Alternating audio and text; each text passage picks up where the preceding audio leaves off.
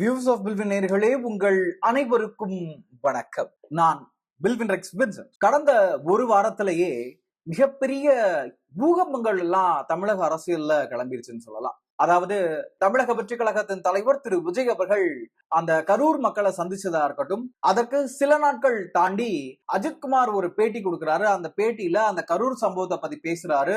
ஃபேன்ஸோட பொறுப்பின்மை அதை பத்தி பேசுறாரு. ஃபேன்ஸ்னா எப்படி இருக்கணும், ஒரு கூட்டம்னா எப்படி நடக்கணும், அந்த கரூர் சம்பவத்துல யார் மேல தவறு யார் மேல தவறு இல்ல அப்படிங்கிற மாதிரியான கருத்துக்கள் எல்லாம் பதிவு பண்ணிருக்காரு அப்படின்ட்டு அஜித்குமார் அவர்கள் விஜய் அவர்களுக்கு சப்போர்ட் பண்றாரு அப்படிங்கிற மாதிரியான செய்திகள் பரவிட்டு இருக்கு. ஒரு பக்கம் விஜய் அவர்களுக்கு அஜித்குமார் சப்போர்ட் பண்றாரு அப்படின்னும், இன்னொரு பக்கம் அஜித்குமார் விஜய் அவர்களை கடுமையா கண்டிக்கிறாரு அப்படிங்கிற மாதிரியும் இந்த செய்தி பரப்பப்பட்டுச்சு.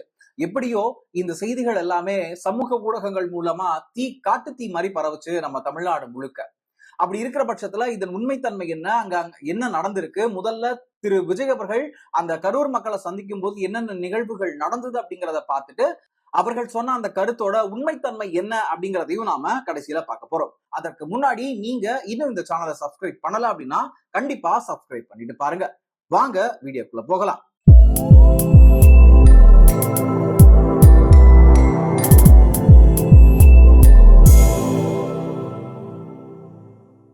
முதல்ல தமிழக வெற்றி கழகத்தின் தலைவர் திரு விஜய் அவர்கள் அவர் பக்கத்துல இருந்து நம்ம இந்த வீடியோவை ஆரம்பிக்கலாம்னு நினைக்கிறேன். கரூர் சம்பவம், அந்த கூட்ட நெரிசல்ல கிட்டத்தட்ட 41 பேர் தங்களுடைய உயிரை இழந்திருந்தாங்க. அதற்கு நஷ்ட ஈடுகளும் அரசு சார்பிலும் சரி, இல்ல பிரைவேட் ஆர்கனைசேஷன் சார்பிலையும் நிறைய போயிருச்சு.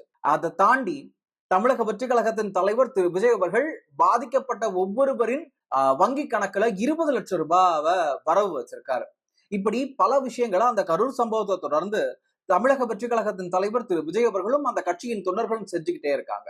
ஒரு கட்டத்துல இவரு கரூருக்கு போக ஆசைப்படுறாரு. அந்த கரூருக்கு போய் அந்த மக்களை பார்க்கணும், என்ன பார்க்க உயிரை விட்ட அந்த குழந்தைகளுடைய, அந்த பெற்றோர்களுடைய, அந்த அண்ணனுடைய, தங்கையுடைய குடும்பங்களுக்கு நான் ஆறுதல் சொல்லணும், எனக்கு கரூருக்கு போக ஒரு பெர்மிஷன் கொடுங்க அப்படின்ட்டு பல இடத்துலயும் பெட்டிஷன்ஸ் போட்டுட்டு இருந்தாரு. இவர் என்ன பண்ணிட்டாரு, உடனே அங்க இருக்கக்கூடிய அந்த 41 குடும்பங்கள், பாதிக்கப்பட்ட குடும்பத்தை சேர்ந்த பல பேரை சென்னைக்கு அழைத்து அந்த மக்களை சந்திச்சு அந்த மக்களுடைய காலில் விழுந்து மன்னிப்பு கேட்டிருக்காரு. ஒரு சில பேர் வெளியே சொல்லும் போது அவ்வளவு எமோஷனலா இருந்தது. காரணம், ஒரு தமிழக சினிமா துறையில உச்ச நட்சத்திரமா இருந்துகிட்டு ஒரு சாமானியனுடைய காலை தொட்டு வணங்க வேண்டிய அவசியம் என்ன இருக்கு? என்னதான் அவர் மேல தவறு இல்லைன்னாலும் அவர் பேர்ல நடந்திருக்கும், என்னுடைய பேர்ல நடந்துச்சு, என்ன மன்னிச்சிருங்க அப்படின்னு சொல்லிட்டு அவர் போய் காலில் விழுந்து மன்னிப்பு கேட்டதாகவும் தகவல்கள் வெளியாகி இருக்கு. அது மட்டும் இல்லாம அந்த குடும்பங்களுடைய ஒட்டுமொத்த செலவு, அதாவது கல்வி, மருத்துவம், வேலை வாய்ப்பு, இப்படின்னு பல துறைகள்ல அந்த குடும்பங்களுக்கு தேவையான போதுமான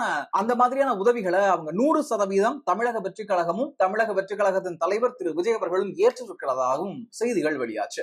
என்னதான் விஜய் அவர்கள் ஒரு அரசியல் கட்சி தலைவரா இருந்தாலும் அவருடைய இந்த மாதிரியான செயல், அதாவது பாதிக்கப்பட்ட மக்களை நேர்ல அழைச்சு அவங்களுக்கு தேவையான விஷயங்களை செஞ்சு கொடுத்து அவங்களுக்கு ஆறுதல் சொன்ன விஷயம் இருக்கு இல்லையா, இது ஒரு மிகப்பெரிய ஒரு மைல்கல்லா அவருடைய அரசியல் வரலாற்றுல பார்க்கப்படுது. அதை தொடர்ந்து தமிழக சினிமா துறையின் மிகப்பெரிய ஜாம்பவான்கள்ல ஒருத்தரா இருக்கக்கூடிய அஜித்குமார் அவர்கள் ஒரு நேர்காணல்ல பேசும்போது கரூர் சம்பவத்தை பத்தி பேசினதா இருக்கட்டும் சரி, இல்ல அந்த கட்சியின் தொண்டர்களை பத்தி பேசினதா இருக்கட்டும் சரி, தன்னுடைய ரசிகர்களை பத்தி பேசினதா இருக்கட்டும் சரி, வாழ்க்கையின் முக்கியத்துவத்தை பத்தி பேசினதா இருக்கட்டும் சரி, பல விஷயங்கள் பரவலா பேசப்பட்டுச்சு.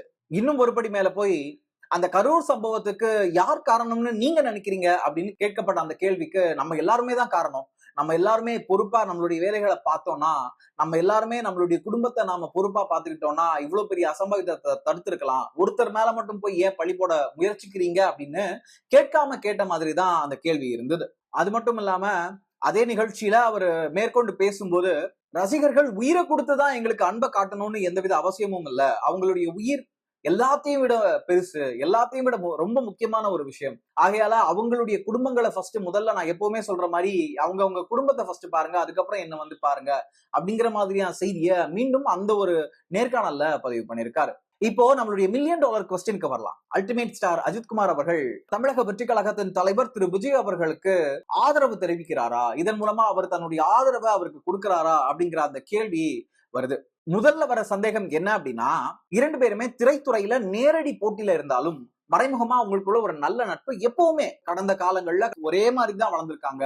ரெண்டு பேருமே அப்படியே எப்படி சிவாஜி எம்ஜிஆர் ரஜினி கமல் அப்படி இருந்ததோ அதே மாதிரி இவங்க திரும்ப இன்னொரு அத்தியாயத்தை உருவாக்கின நடிகர்கள். அதாவது அஜித் குமார் விஜய் அப்படிங்கிற மாதிரியான காம்போஸ் வந்து எப்பவுமே இவங்க ரசிகர்களுக்குள்ள ஒரு மிகப்பெரிய ஒரு கலாட்டா, ஒரு கூச்சம் குழப்பம் அப்படிங்கிற மாதிரி எல்லாம் இருக்கும். பட் இங்க அதை கடந்து நான் தமிழக வெற்றி கழகத்தின் தலைவர் திரு விஜய் அவர்களை மட்டும் இதுல குற்றம் சொல்ல விரும்பல அப்படிங்கிற மாதிரியான கருத்துக்களை அவர் பதிவு பண்ணியிருக்காரு.